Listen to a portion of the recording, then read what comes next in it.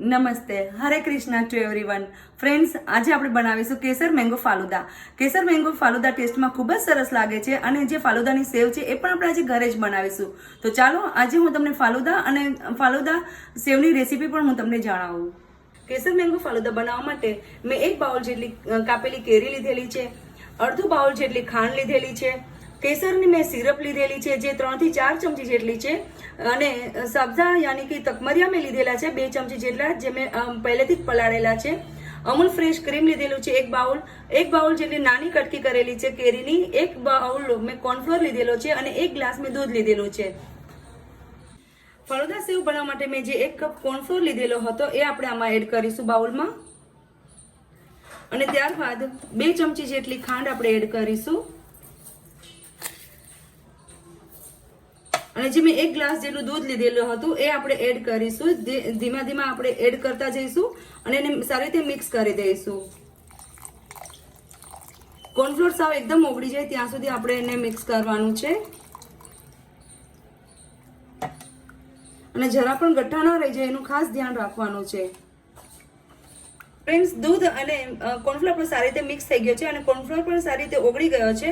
હવે આપણે તેને કડાઈમાં એડ કરીશું. ફ્રેન્ડ્સ, આપણે આને કન્ટિન્યુ હલાવ્યા જ કરવાનું છે ધીમા તાપે, વચ્ચેથી જરા પણ સ્ટોપ નથી કરવાનું. જ્યાં સુધી લોટ જેવું ના થઈ જાય ત્યાં સુધી આપણે તેને હલાવ્યા જ કરવાનું છે.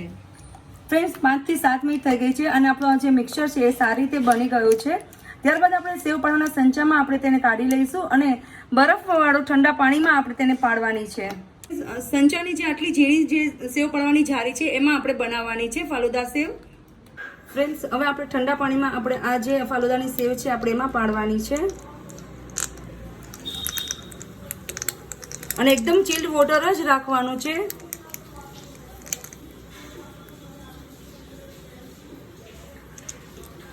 ફ્રેન્ડ્સ, કેરી, ફ્રેશ ક્રીમ અને ખાંડ એ ત્રણે આપણે મિક્સરમાં સારી રીતે મિક્સ કરી લઈશું. ફ્રેન્ડ્સ, આપણું કેરી અને ફ્રેશ ક્રીમ અને ખાંડ સારી રીતે મિક્સ થઈ ગયા છે. આપણે તેને બાઉલમાં કાઢી લઈશું અને અડધામાં ફરીથી આપણે થોડુંક દૂધ એડ કરી અને ફરીથી પાછું આપણે એને મિક્સ કરવાનું છે. ફ્રેન્ડ્સ, મેં જે દૂધ નાખીને ફરીથી પાછું જે મેં મિક્સર કરેલું હતું એ સારી રીતે મિક્સ થઈ ગયું છે.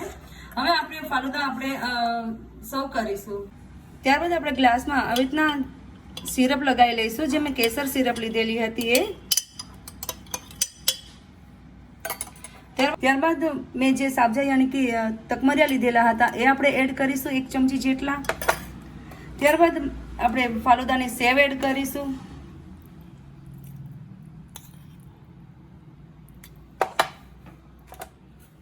ત્યારબાદ જે મેં કેરી અને ફ્રેશ ક્રીમ લીધેલા હતા મિક્સ કરીને એ આપણે એડ કરીશું.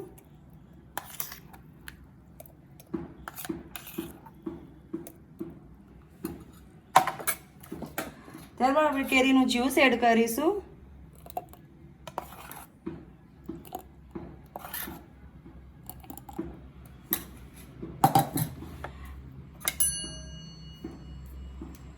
ત્યારબાદ આપણે કેરીની કટકી એડ કરીશું.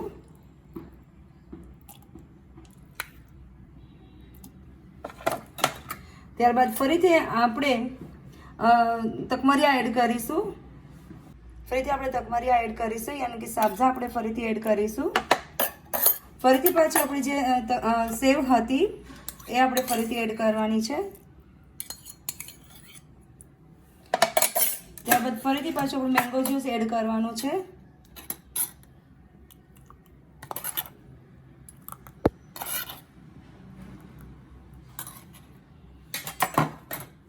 ફરીથી પાછી કેરી,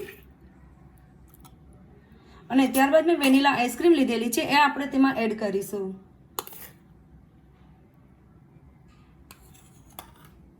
ત્યારબાદ ફરીથી આપણે કેસર સિરપ એડ કરીશું અને થોડી કેરીની કટકી.